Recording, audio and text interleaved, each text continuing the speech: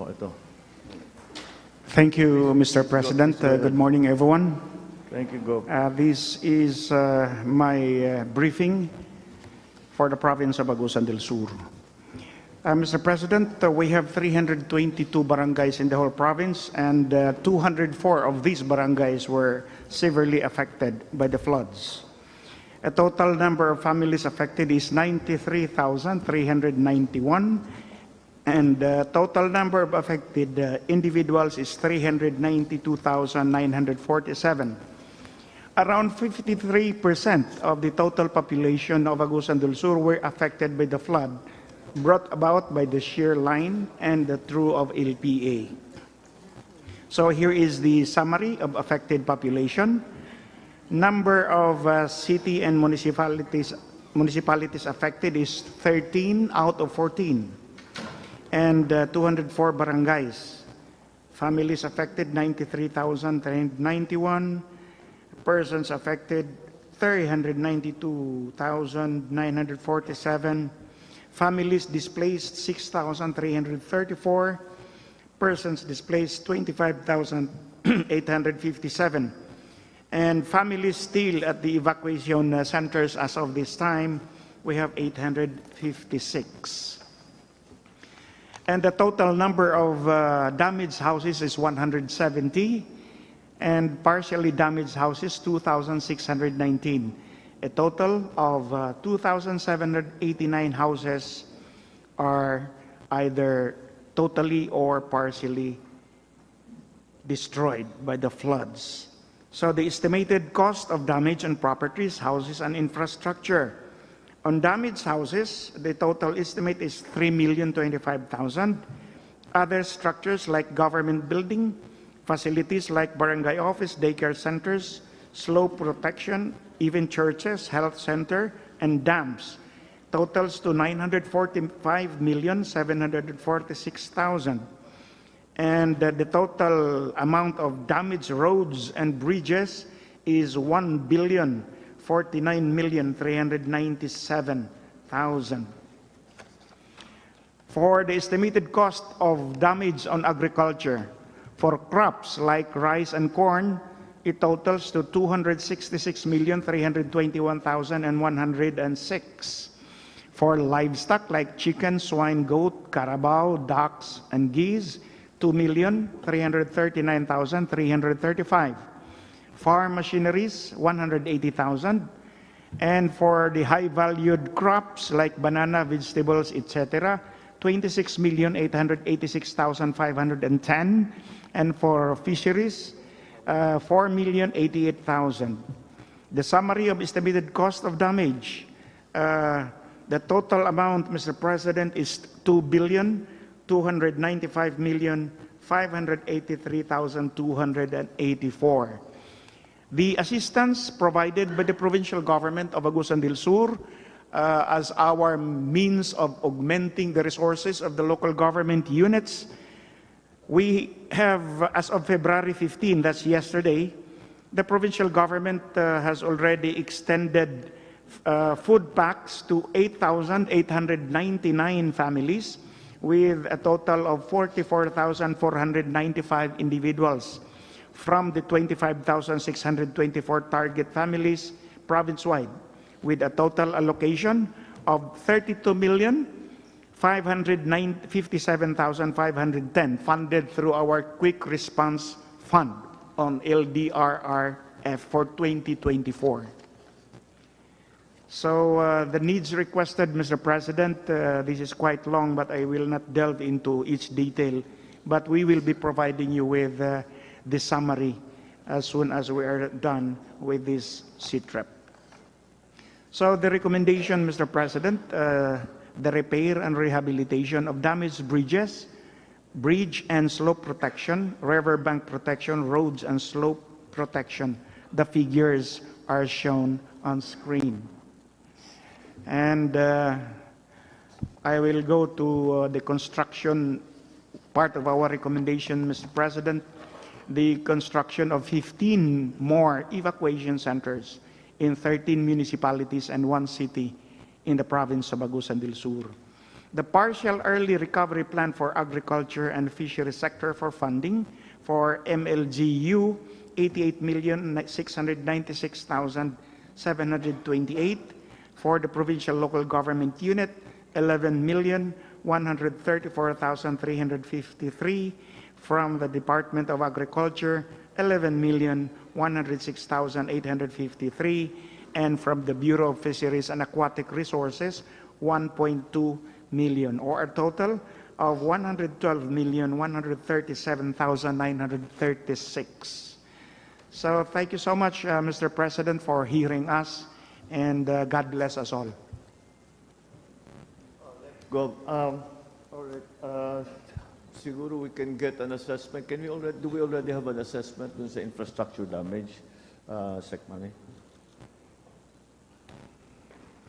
Thank you, Mr. President. Our inventory of damaged facilities along national roads, the Maharlika Highway is just minimal, and everything has been passable after a few days after the inundation. Okay. But there are road cuts and erosions that we have to clear. And in Agusan del Sur, I think there is one bridge that has been partially damaged. But this was possible actually, but it needs a rehabilitation afterwards, Mr. President. But in the meantime, it is still possible, Mr. President, along the national. As long as it's possible, so that we can provide the assistance that's needed. Nakita ko dito sa listahan ninyo, mahabang listahan ng gamot that is being requested. How are we providing that to those who need it? Yes, Mr. President. Yes. We've already provided the release of our quick release funds from central office, which we are downloading to Caraga. The regional office has already provided some of the medicines. Some of them are for the water, sanitation, and hygiene. We provided already a bladder for water, and we also have provided aquatabs because we detected the coliforms in the water source. So we're trying to avert any outbreak in waterborne diseases. Karamihan po, Mr. President, ng mga sakit yung sa cough and colds or acute respiratory infections in our evacuation centers. Although meron din tayo sa mga skin disease, so we're providing the medicines for this. We've allocated in our quick release funds as much as 42 million pesos available to Caraga. In the meantime, we're using the funds of Caraga Regional Office to the governor has provided us a very nice land for our PIDOHO, our public health office. So they're very well coordinated, and I'm told the governor is very much health-oriented. So nakatuto kami sa evacuation centers. I just discovered damage pala yung ibang bahay, so they will stay longer in the evacuation. Usually po kasi, Mr. President, pag baha, pag nag-recede dyan, bumabalik agad sila sa mga bahay nila. So nawawala yung problem sa displacement. Yung public health issues of displacement. That's another thing. How do we get it to the people that need the medicines? Yun ang kailangan nating I guess we leave it to the LGUs. Oo, kayo na munang bahala. Basta we'll supply what we can, what we have. Because alam naman ninyo kung sinong nangangailangan, where they are to be found. Yes, sir. So that as usual, it always ends up, the last mile is always LGU. That's always the part that is actually the most important, really. Kasi provide lang kami ng relief goods, ng itong gamot, ng supplies, etc. But you have to be the ones to assess. Dahil mas alam ninyo yung nangyayari sa lugar ninyo kaysa sa kahit sino. So we will depend upon the LGUs as we always do. Okay, Sec. Rex, how's the situation in terms of the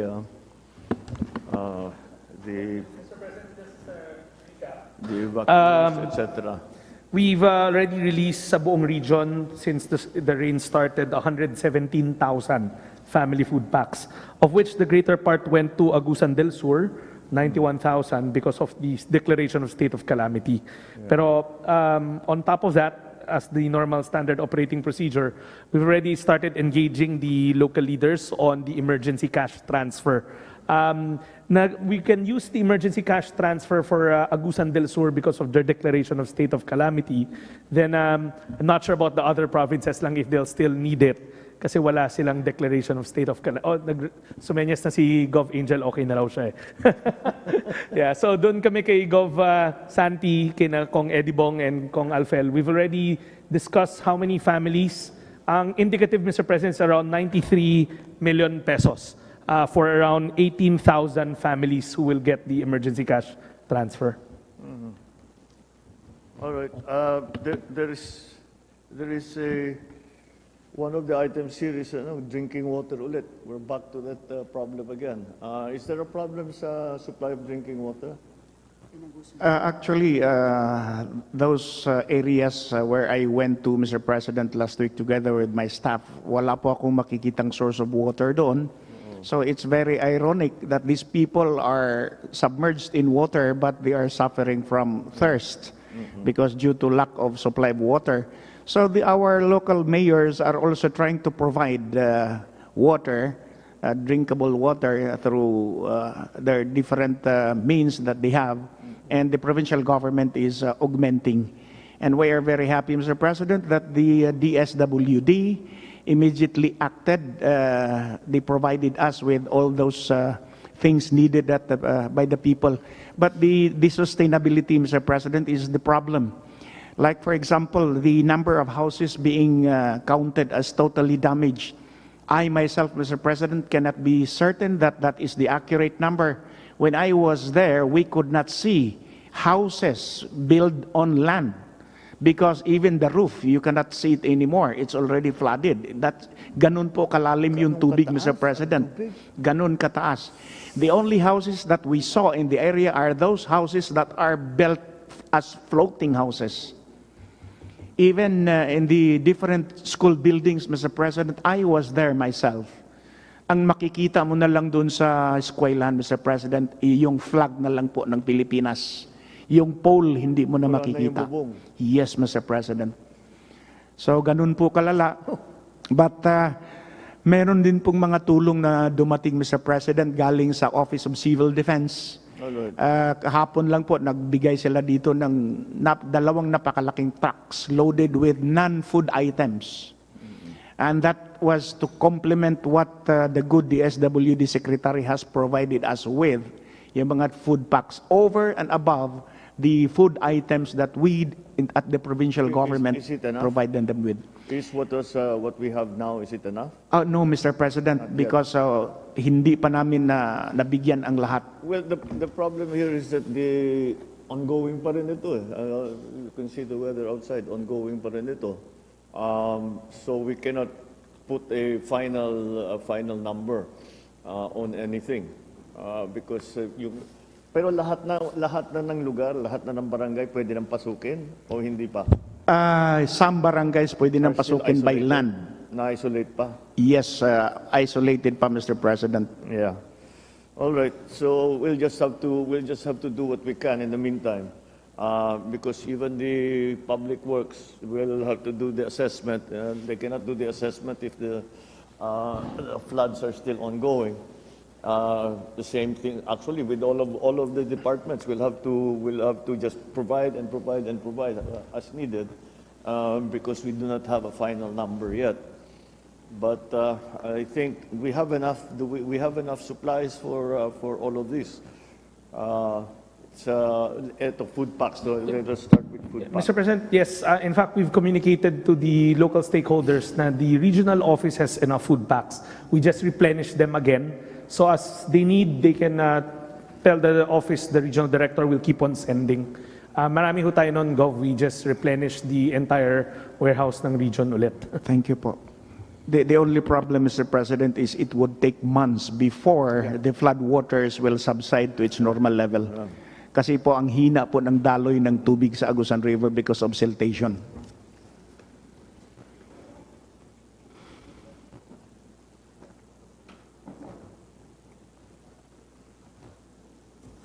All right.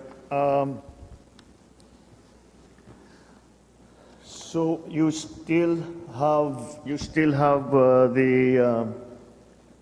evacuees in the evacuation centers. Meron ako nakitang figure dito. Yeah, meron pang mga pamilya na nandoon sa iba't Pero ibang pabawas na ba? Hindi pa. Alin po? Is it pabawas na yung tao sa evacuation Yes po, center? Or pabawas na marami po. As soon as their As houses soon are as na already pwede sila, livable. maalis na sila. Yeah. Pero they still have to be provided with food packs. Oo. Working with the LGU, like you said, Mr. President, sila yung last mile. So they request the food packs in bulk, then sila na nagdi-distribute kasi they have the manpower and the know-how kung nasaan yung mga taong nangangailangan.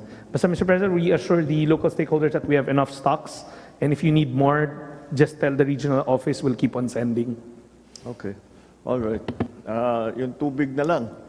Ito, balik na naman tayo to the old problem that how do we provide, because as it goes on, maging impractical to provide bottled water. We'll continue to provide what we can. But we have to have a longer term, a more extended solution. And what we usually do sa ibang lugar, nagpapadala kami ng purification system na galing pa sa MMDA yung iba. But that seems to be a practical stopgap measure in terms of providing water supply because as we all know, that's going to be critical. Sec Benher, ano bang sitwasyon? Naubos na ba yung ating purification? Sorry, sir. Actually, sir, most of them are in Davao right now. Pero tumawag po ako kanina umaga. Meron pa naman nung naiwan sa Metro Manila. Pwede mong papadala maski mga 15 makina. One machine can provide 185 gallons per hour. Yeah. So, bukas o padala po natin kagad. Yeah, Mr. but the President. situation in Davao is beginning to be better. Yes, sir. So maybe we can use some of those kung hindi na kailangan doon. Yes, sir. Pwede yung pabawas yung iba doon at padala po kaagad dito. Yeah, because right now we're still in the search and rescue pa rin yung mga isa ibang Yes, sir. lugar doon eh. But as soon as it's available, dito na natin dalhin. Yes, sir. Oo. But I and think again, the LGUs will have to tell us where is the most the areas that are most in need. Yung mga isolated dyan eh. Yes, sir. We are, we have Meron a silang record. Pero, sir, we still have 15 machines in Manila. Yeah. Para hindi ko na muna bawasan yung sa Davao. That padala po kaagad dito tomorrow. Yun yung padala natin kaagad. Yes, sir. Tapos pag nalibre, yung mga sa Davao na hindi na kailangan, sabihin nila hindi na kailangan, pwede na natin i-forward dito. Yes, sir. All right. Kahapon, sir, may natanggap kaming 2 purifying machines from OCD. Over and above the other non-food items that they delivered yesterday. And these are solar-powered, sir? Yes, Maski solar-powered. walang Yes, sir. Yes, sir. Solar-powered. At may natanggap din kami galing sa IOM, yung mga tents. 770 pieces of tents para sa mga partially destroyed houses, pwede lang gagawing bubong, dingding, etc. And we already have a plan on where to distribute it. Dahil may record naman po kami doon. All right. Okay. At least, sige. So we'll just keep monitoring. Basta tuloy-tuloy yung ninyo. Pagka may request kayo, basta ibigay nyo sa amin. Yes, sir. And we Thank will you very provide much, sir. what we can. At mukhang we have enough. Enough. I always worry about water because pagka hindi natin naayos na mabuti yan, we'll start getting incidents of cholera, of diphtheria, o kung ano-ano na. All right, so we want to avoid that. Okay, is there anything else, Gob, you want to tell us so that we can attend to it? Yeah, Mr. President, we are trying our best to meet the needs of our people who are victims of this flood. But our resources are not enough, of course. So we Yeah. are praying No, that we will be given assistance. Kasi matagal pa to, Mr. President. Kahit hindi na uulan ngayon, Mr. President, hanggang March, may tubig pa rin yan. Although, yung number of barangays affected will reduce day by day. But those barangays along Agusan River, Mr. President, it takes months. Do we need to do something to make it faster yung paglabas? Pagdaloy ng tubig, I think the solution there, Mr. President, is to dredge Agusan River from the mouth in Butuan City It's always a upstream to problem. Agusan del Sur. But that requires tayo sa- huge amount. Balik tayo sa Yeah. dredging. Kasi Mr. President, yung mouth of Agusan River in the Butuan Bay, may nabuong island na doon sa gitna ng ilog because of the siltation. And the Honorable Mayor of Butuan is here with us. Yes, he's Alam na alam niya yun na talagang kailangan, pero hindi lang kaya ng local government unit to dredge it. Very expensive. Yes, sir. Oh. All right. Well, sige, that will be, I suppose we'll just have to wait until we can put together a plan for the river. Magde-dredge ulit tayo. The siltation talaga is very bad. It is the same problem everywhere. All right. All right. Is that the are we done with the report from Yes, sir. Volcano? Okay. For So, Agusan, sir. Next, the next item will be the report from Gov Angel on the province of Agusan del Norte. Yes, good morning, Mr. morning, President. Good morning to all of us here. Mr. President, naaawa kasi ako sa Agusan Sur. Sila talagang pinakagrabe. So if I will compare my report to their report, parang talagang naaawa ako talaga sa kanila. But the problem in Agusan del Norte naman, because diba, one river kami lahat. So all the water that comes from the Davao region goes to Agusan del Sur, goes to the municipality of Las Nieves, and ends up in Butuan Bay. Kay Mayor Lagnada po. So basically in Agusan del Norte right now, yes, what you're seeing there is the one in Las Nieves. Out of, we have 21 barangays, 13 are submerged in water, maraming bahay po. One in RTR, but in RTR po na isa, I already asked Congressman Dale Corvera kung pwede niya ipasok para matapos atong problema namin sa barangay na yan. Flood control lang in his, if he can lobby for it, kasi he's in Congress. So if he will be able to do that, ang RTR, hindi na tayo magkakaproblema. But Las Nieves, Mr. President, kinausap ko yung mayor. Sabi ko, kailangan na talaga namin bumili ng lupa, which we have funds naman po, the municipality plus the province, para ilipat din namin yung talagang, di ba, usual, this really happens. So we really have to relocate them. So, yun ang pinag-usapan ho namin ngayon, and nag-supplemental budget kami for that. So in the areas where we can buy, we really have to transfer already itong mga usual victims of flooding.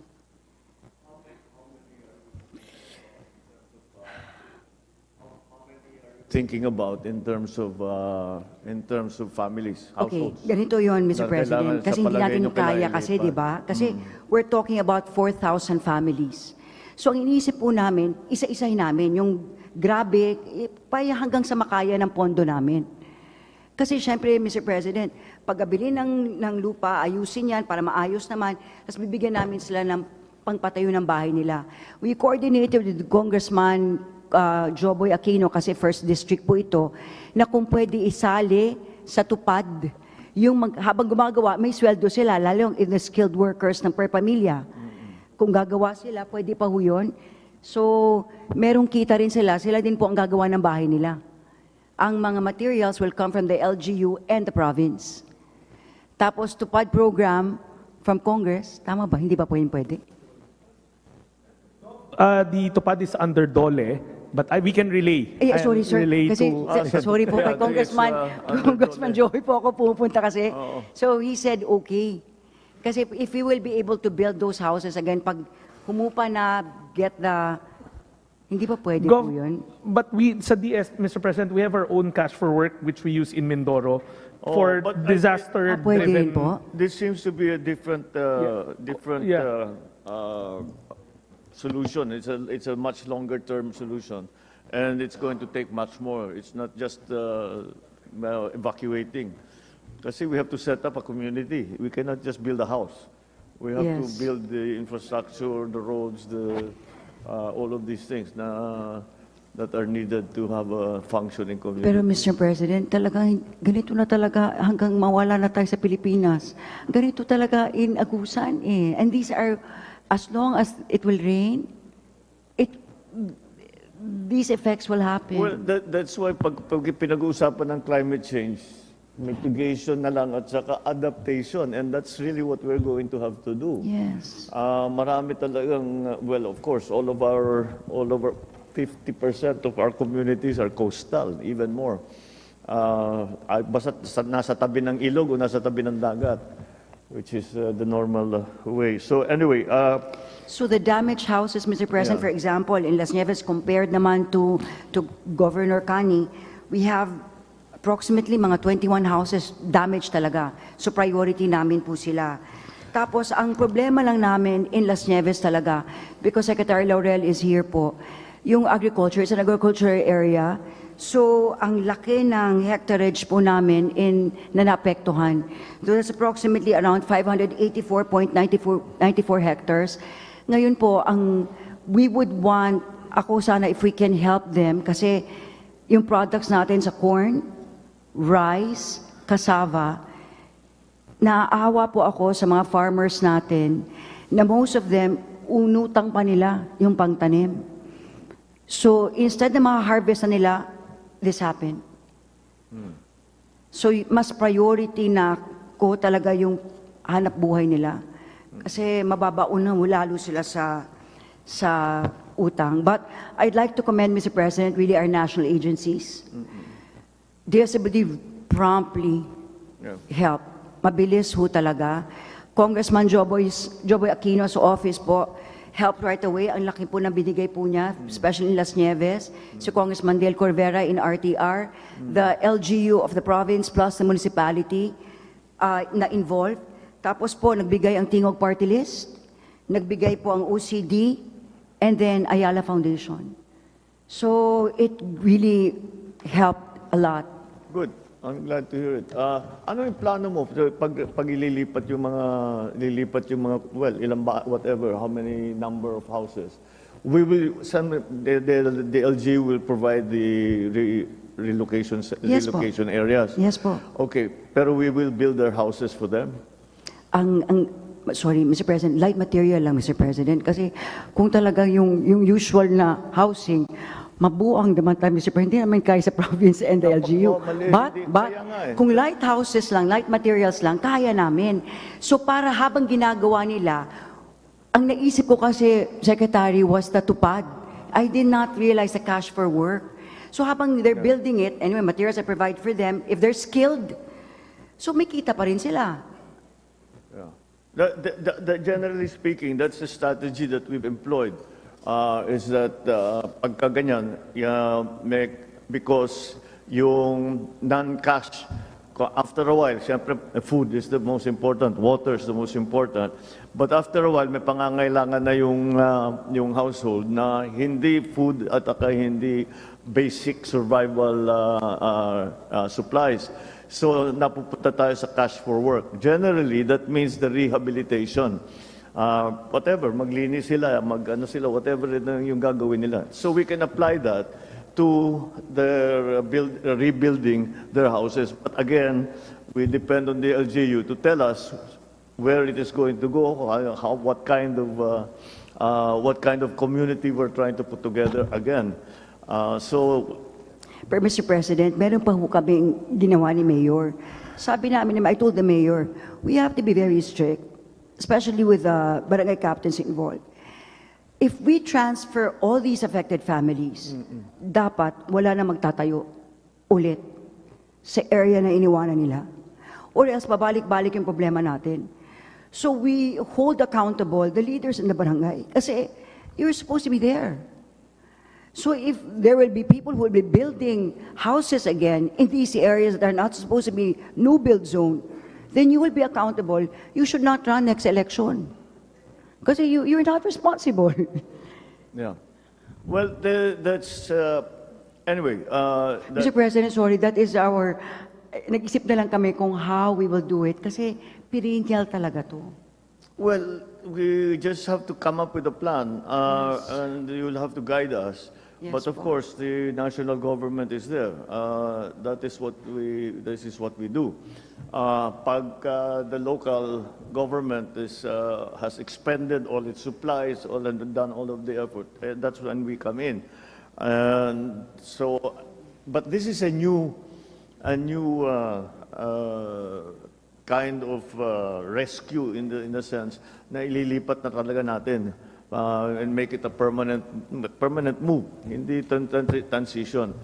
We have to think of many things. Whenever you move them, what is the transition? Kung sira yung bahay nila ngayon, saan sila titira habang ginagawa yung bago nilang lugar? So that's not it's not as simple as kagaya yung sa painting na bayanihan na linilipat lang yung bahay. We have to really build the community that will be able to support the locals. Alam mo, Mr. President, because ang lilipatan nila na area, it's also within their barangay. Hindi naman malayo din kung saan yung submerged yung mga bahay nila. So kumbaga, before we did this, we talked to the people, amenable naman po sila eh. Oh, no, that's not a problem. I don't think it's a problem. As long as yung lilipatan nila, ganun din ang sitwasyon. May eskwela, may Yes po. malapit sa trabaho, Yes po. meron silang palengke, it's the usual thing. Yes po. But again, that means that we have to build another community. If you have to move the barangay, you have to build all of the support infrastructure for that barangay. The water supply, the roads, the electrical, etc. So anyway, we'll continue to study that. Marami tayong ginagawang ganyan, and it really falls under climate change. The climate change assistance. This is the adaptation part to our response to climate change. Mr. Okay. President, sorry ha, yung sa Department of Agriculture lang po. Kasi ang problema ko ngayon, yung mga farmers talaga na baka mabaon ulit sila sa utang. I got other names already. In fact, chinek namin lahat ng mga expenses nila ngayong planting season na to. Mas priority ko po talaga sila. Thank you po. Yes. Yeah. The DA can provide, but at the moment, hindi naman sila makapagtanim. We will have to wait until everything subsides. But the assistance in terms of inputs, seeds, fertilizer, lahat yung mga nasira, it's available. But we have to wait for the weather to improve bago natin pwedeng gamitin yung mga ano na yan, yung mga supplies natin. That's really put aside for this kind of situation. Thank you. All right. Thank you, Gov. Who's next? Oh, Gov Pimentel, please, if you could proceed with the report on Surigao del Sur. Magandang umaga po, mahal na Presidente. Yung sa low pressure sa LPA po, masyadong konti lang naman yung minimal lang naman ang damage sa amin. Yung mga evacuees na 5,207 sa number of persons 24,956, number of families outside evacuation center mga 10,000, and number of persons outside evacuation center 43,536 po. So medyo makaya-kaya po namin yan. Hindi kamukha ng Agusan del Sur. I am more concerned po yung rehabilitation ng earthquake na 7.4 magnitude. Kasi yung mga eskwelahan po namin, sa dami ng aftershock, naka 10,000 na po kami. May 5.2, 4.8. Yung iba po hindi pa mapasukan. At saka magpapasalamat po kami ng marami sa inyo na sa immediate action nyo nung December, dumating kaagad po si Secretary Rex Gatchalian, si Yusek Kahipi, at saka si R.D. Doliaga. Nagbigay po kaagad ng 160,000 food packs at saka 3,000, 5,000 AX. At ang lastly po, nagbigay po si Secretary Rex Gatchalian ng 70 million para sa 5,025 affected na damaged houses. 12,510. Maraming salamat po. Ang concern ko po yung nandiyan naman po yung DPWH, gumagawa po naman talaga sila ng trabaho nila. Yung concern ko po yung how to maintain ng mga barangay roads namin na 2,000 kilometers. Imbis na nagre-repair pa po ako, ito na naman yung bagyo, ito na naman ang baha. Naubos na po yung 70 million ko na pang fuel. Hindi pa ako natatapos. Baka matulungan niyo po kami dyan sa fuel para... Kasi hindi ako makahiram ng equipment ng DP kasi busy rin sila. May equipment po kami, naubusan lang kami ng fuel. At again po, pasalamat na tumutulong naman po si Congressman Johnny at saka si Congressman Momo sa pag-rehab. Yun po, kasi long term po ito eh. Lalo na yung mga far-flung barangays hanggang ngayon, putol po ang kalsada. At yung mga wooden bridges. Meron ba tayong initial assessment ng mga possible and non-possible sa Surigao? Damage. Sa LPA lang po yan eh. Mas concerned ako sa earthquake. Kasi yung office nyo po, sabi ko, gusto ko yung sa earthquake, ayaw nilang pumayag kasi LPA lang daw. Baka hindi naman kami masyadong na-damage. Kahit anong disaster, pwede. Pasensya na po, oras na po na nandyan na po kayo eh. Okay, let's move to that muna. Meron ba tayong initial assessment after the pagtama ng earthquake? Actually, what we have done actually, Mr. President, is actually we have assessed actually yung mga damaged buildings. Buildings pa? Mga buildings muna po yung inano namin, especially yung mga school buildings. And we have made this assessment and I think we have already forwarded it to OCD yung requirements for the rehabilitation of the school buildings po. Oo, patong-patong yung yung lindol. Tapos yung sa Davao, may effect yung lindol, nag-loosen yung lupa. Kaya umulan na, bumagsak na. Malalakas I po think yung the same thing will aftershock, may happen 5.2, 4.8. Oo. Naka 10,000 na nga po eh. Yung nasisira na ulo namin eh. Ang aftershocks, yung ano po, yung immediate po, yung sa highway, di ba, nire-repair nyo na, pero dapat mabigyan yan ng funding. At saka, yung eskwelahan po talaga kasi palaki ng palaki yung mga crack. So, hindi ko mapapasukan ng estudyante, baka bumagsak. No. Well, another. So, okay. Nakasama na yung sa lindol. But, unahin na natin ito. In terms of the evacuees, I think okay na tayo. Nakakapag-provide naman tayo ng pangangailangan nila. All right. So now it's the more long-term damage that we have to worry about. Opo. Yun na nga, yung mga kalsada na at saka tulay, pati tulay. Opo, yung importante po, yung sa highway naman, di ba, na-check nyo na po, Secretary. Ginagawa na nila na paraan. Ang concern ko po, yung sa mountain barangays na hindi na madaanan ng kalsada at saka yung mga kahoy po na wooden bridge, inuhuli naman ng DNR. Saan kami kukuha ng kahoy? Dapat po ma-repair yan. Dapat mabigyan kami ng konting leeway ba na yung exempted sa DNR yung paggawa ng wooden bridge. Now? Mga wooden bridge sa mga barangay po. Kasi inuhuli ng DNR yung mga kahoy namin. Kako para hindi naman pambahay yan, pang ano yan, tulay. We'll see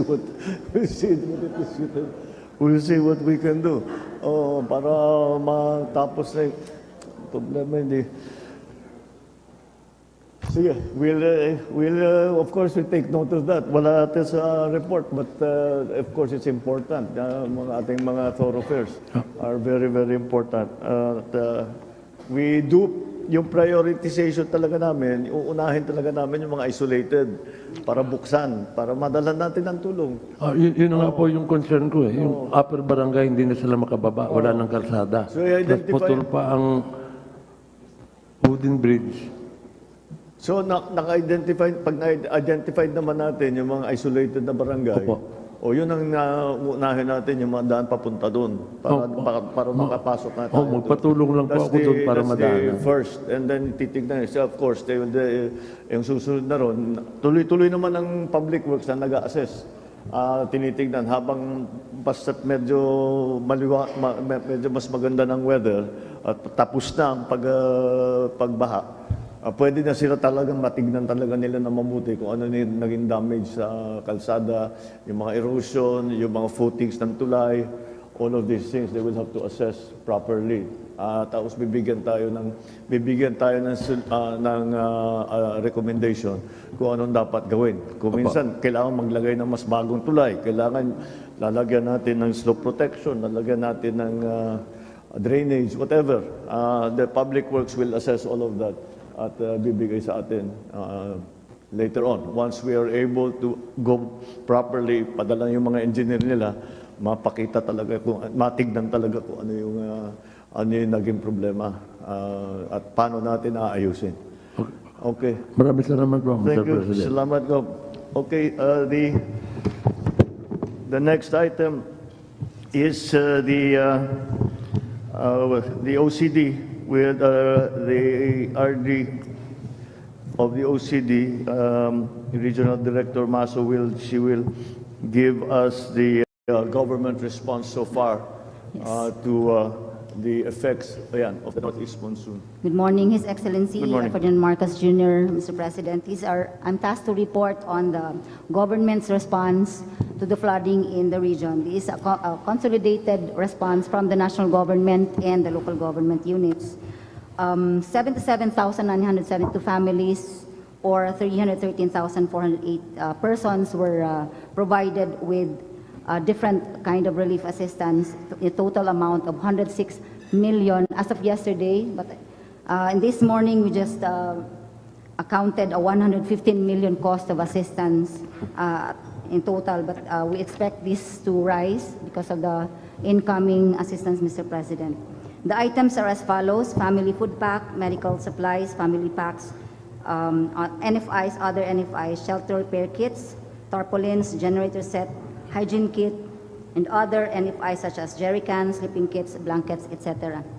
Now, for the needs requested, we consolidated as a whole for Caraga region, the food items as expressed by the governors this May.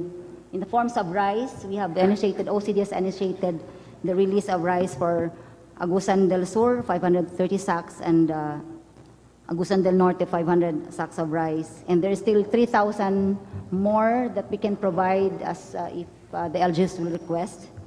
And also bottled waters have been already provided. And as of yesterday, we forgot to write there, 2 units of water filtration units have been deployed in Santa Josefa, Agusan del Sur yesterday. And for the non-food items. How much is the throughput of the water purification? In other words, how many liters can you purify in 1 hour? Or That's only 60 liters because this is small, only 2 yesterday. 60 liters per hour. per hour? Yes po. But we expect more to come from other regions. OCD, our offices are augmenting. So we're expecting more filtration, water filtration units, Mr. President. Yeah, we should look into, I learned this during Yolanda. There is an actual organization, international organization, that provides water purification. And the technology that they give us is they only give the yung filter mismo. Ikaw magpo-provide ng balde, bubutasan mo yung balde, then you put this inside. It is any kind of water. Ang demonstration nila, kumuha sila nung galing sa kanal na tubig. Tapos paglabas, ininom niya. Sabi na, it's safe. You just have to clean it every so often. Each balde can process sufficient for 100 people every day. So maybe we should get that. Pamigay na lang natin. We should start to acquire that. I'll give you the name of the Over, I'm sorry. it's over life or Correct.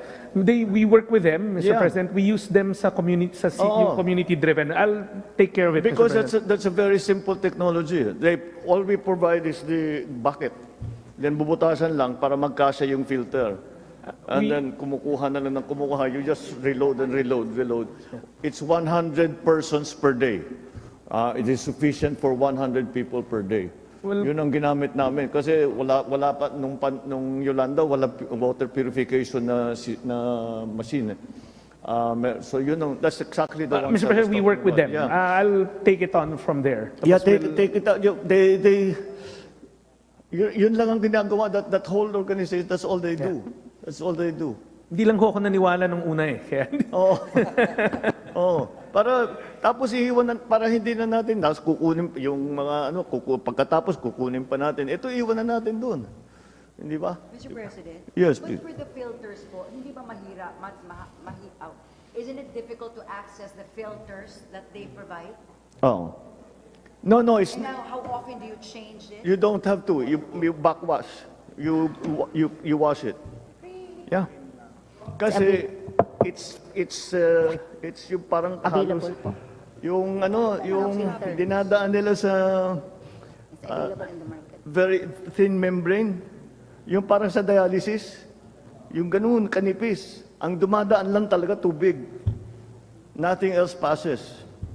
That's their demonstration is they get the water from kahit yung madumi talaga. May amoy pa nga yung tubig eh. Yes. Go ahead, please sit there.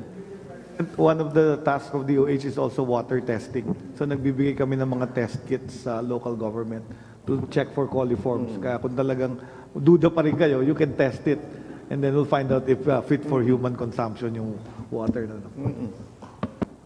Yung the only downside to that system is that there are no nutrients. Kasi tanggal talaga lahat, everything except the water, but that's a relatively small problem to talk to them again, Mr. President. Yeah, we please do do. work with them eh.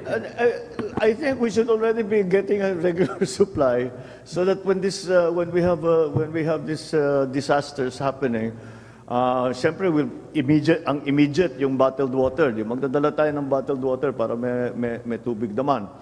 But hindi naman pwedeng forever yung bottled water, di ba? So we have to find another system habang nag-aantay sila ng water system. So maybe like if you're going to move your community somewhere, yun na muna ang kanilang gamitin. 10 na ganun, whatever it takes, di ba? So that they have at least a source of fresh water that's drinkable, that's potable. Okay, please go ahead. Yes, if I may, Mr. President, those are the needs, I think the sectoral needs, and I think these are also mentioned by the good governors earlier on non-food items, wash items, on the farming and livestock, the fishing implements, and the school items, I think already mentioned. But on the status, there's still an ongoing assessment on this and how to provide. We'll be coordinating with respective LGUs on their requests. Next, on the assessment, evacuation may extend at least a month due to the slow receding of flood waters. Schools are utilized as evacuation centers due to the inadequate evacuation centers at the LGU level. Water discharge from the upstream from Davao region contributes to the increasing water level of the Agusan River, affecting Butuan City and identified municipalities in the province of Agusan del Norte. Communities in low-lying areas or along river banks are still flooded, and insufficient water rescue and life-saving assets of LGU. These are our assessments, and these are recurring every time, every flooding. Our recommendations, number one, sustainability of humanitarian relief efforts, as also manifested by the Governor of Agusan del Sur earlier.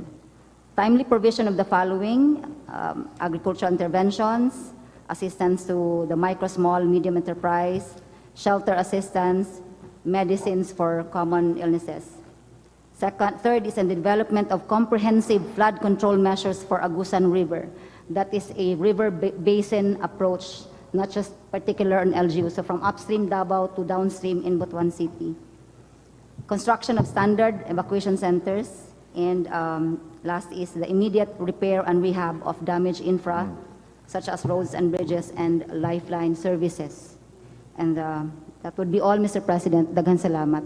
Okay, thank you very much. I think the immediate response, we are doing all right. That makapag-provide naman yung DSWD ng immediate assistance. The DILG also is able to provide well in terms of the water systems and other assistances. And the DOH is there also to provide the medicines that are needed. So what we need, of course, once again, what we need from the LGUs is that you must tell us what it is you need. Hanggat maaari, magdadala kami dadalhin namin sa inyo. And again, to repeat myself, the last mile is always all the way down to the barangay level. So you will have to, but that's, in my experience, that's the best way to do it. You cannot expect the national to go all the way down to the barangay level. Hindi namin alam kung saan pupunta, kung saan yung talagang di ba? Kasi kung sa report lang, it's not exactly but the governors know, the mayors know exactly what's going on. All right. So in terms of the immediate response, I think we're all right. The DA and the Public Works are in essentially the same position. They have to wait until the event is more or less over para maka-assess sila na mabuti kung anong yung pangangailangan. The Department of Public Works will look, of course, and we will, as usual, prioritize those thoroughfares that are not passable, but are going to the na-isolate na barangay. So may mga na-isolate na barangay, unahin natin yun. DA, again, will do the assessment, and then we will provide the assistance to the farmers, both in terms of cash, also habang meron silang gamitin in the meantime, and then when it's time to plant, then we will be able to provide seedlings para makabawi naman sila. Because walang ani ngayon. Yeah, that's the problem with that. All right. Okay. Is there anything else? Any of the other yeah, Johnny. Yes, please go ahead. Sir President, this is still in connection with the report of Governor Pimentel regarding the earthquake calamity that happened several months ago in Surigao del Sur. There were some damages, most specifically in the school buildings, but there is one building, Mr. President, that is very important that was damaged during the earthquake. And this is the Pag-asa building in Hinatuan, which houses the Doppler radar station. This is the one that monitors typhoons that come to our country. It's not being used now because the building has been damaged. So this is very important, Mr. President. In fact, I was going to talk to Secretary Solidom. Sana mabigyan natin to ng pansin. DOST mag-operate yan di ba? Sila nag-operate. Yes, Pag-asa, DOST. Pag-asa, yes, correct. DOST, But I already sent a letter to DOST. Until now, there's no action. For now, it is not in operation. So, importante ho ito kasi ito ho nag-monitor, the Hinatuan is the reference point po. Kung makikita po ninyo. Did the Secretary Solidum give you a reason kung bakit hindi in-operate? The building itself was damaged. I see. So, hindi talaga magamit. The radar Doppler. The radar Doppler nandun pa po, pero hindi magamit because hindi na ho pwedeng pumasok yung mga tao doon because nag-crack na nga. So it's just the building that needs to be rehabilitated. Opo. Oh, sige. Oo, yun ang, well, kayong Yes, Mr. President, I think we can structurally assess Yeah, the damage. have a look at it And because come up with, very important yan for the forecasting. Yeah. Para at least may warning tayo when these things happen. Meron tayong warning na may parating na heavy rains, low pressure area, whatever. So yes, we'll discuss with Dr. Solidum about this. Oo. Yes, Mr. President, because this is very important. Because whenever there is a typhoon alert, ito ho yung ginagawang reference point. Ito palaging unang nagre-report sa pag-asa. Okay. Po, Mr. President. All right. Yes, I agree with you. It is very important. In all of this, all of the things that, all these disasters, the climate change and everything, the forecast has become more and more and more important. Because ang bagong, hindi ba dati pagka sinabi may bagyo parating, meron tayong 3 to 4 days, di ba? 3 to 5 days. Tapos sasabihin level, ang typhoon signal number 2 lang, number 3, kayang-kaya yan. Ngayon, iba na. And this was like Odette was the same. Yolanda actually was the one that started it. Pag sabi, may low pressure area, ano lang yan, typhoon signal number 1, 2 lang yan. Within 24 hours yung Odette, naging 5. Within 24 hours. And that's the new phenomenon that we have to face. That's why forecasting has become even more important than it always was. And that's why tama yung concern mo na kailangan meron tayo, kung meron talagang Doppler radar doon na ginagamit for the forecasting, that should be operational. Sige, ano tayo. I'm sure kung building lang, mabilis lang siguro natin maayos yan. Okay, thank you. Thank you, Tani. Mr. President, I have a picture here. If I can show it to you, or maybe to Secretary Bonoan later, I already have a picture of the building itself. The building that houses the Doppler Houses radar. yung pag-asa facility. Opo. Oo, sige, you coordinate together. All right. Thank you for that. Is there anything else anybody would like to talk about? All right, thank you very much. Thank you, Mr. President. Magandang tanghali na. At this juncture, the President shall lead the turnover of assistance from the Office of the President to the provinces, municipalities, and city affected by the recent trough of the LPA and the December 2023 earthquake in the Caraga region. For Agusan del Sur, may we call on Governor Santiago Cane and the mayors of Agusan del Sur to receive the financial assistance for those affected by the LPA and earthquake.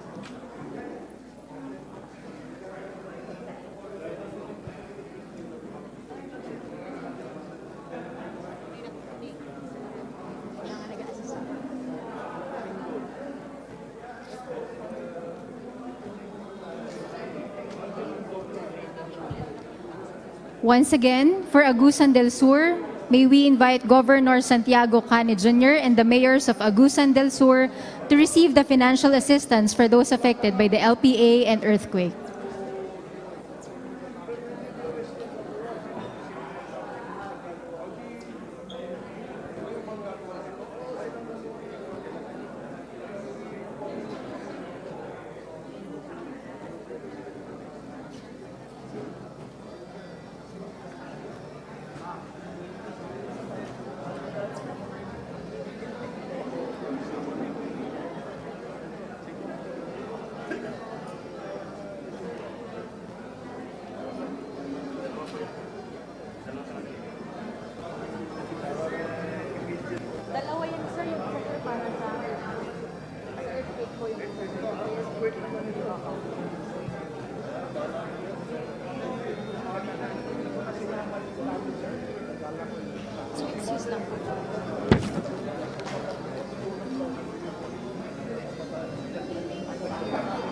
Thank you, Governor Cane and mayors of Agusan del Sur. Next, may we call on Governor Angelica Amante of Agusan del Norte and the mayors of Agusan del Norte to receive the financial assistance for those affected by the LPA.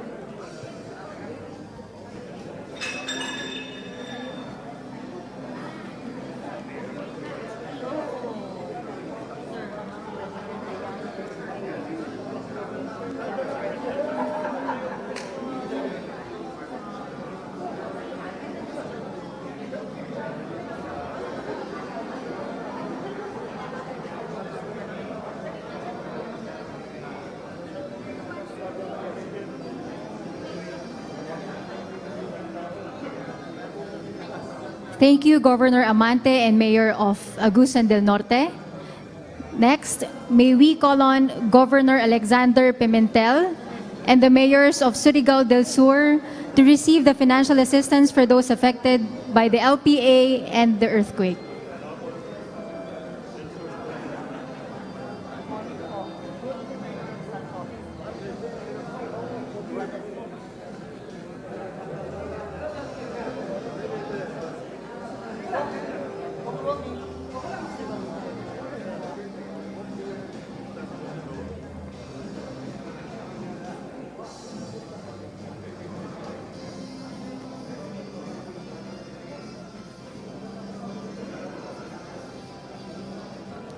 Thank you, Governor Pimentel and the mayors of Surigao del Sur.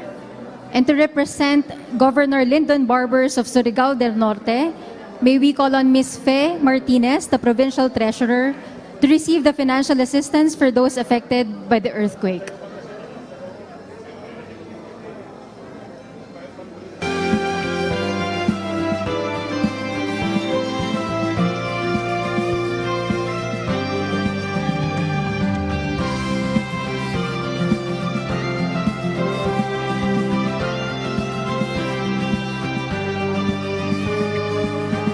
Again, to receive the award in behalf of Governor Barbers of Surigao del Norte is Ms. Fe Martinez, the Provincial Treasurer.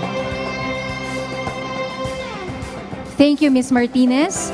Next, may we invite Mayor Ronnie Lagnada of Butuan City to receive the financial assistance for those affected by the LPA.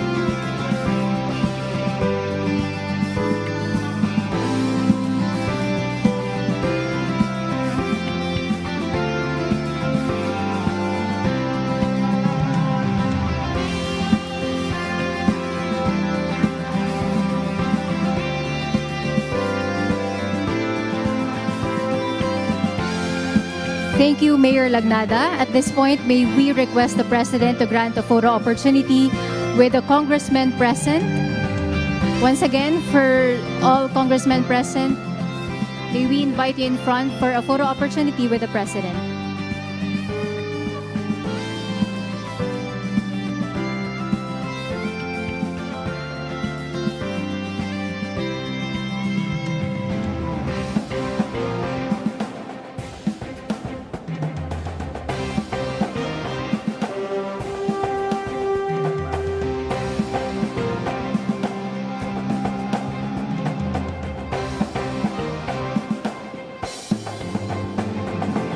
Thank you, Mr. President. That ends our situation briefing for today. Once again, ladies and gentlemen, President Ferdinand R. Marcos Jr.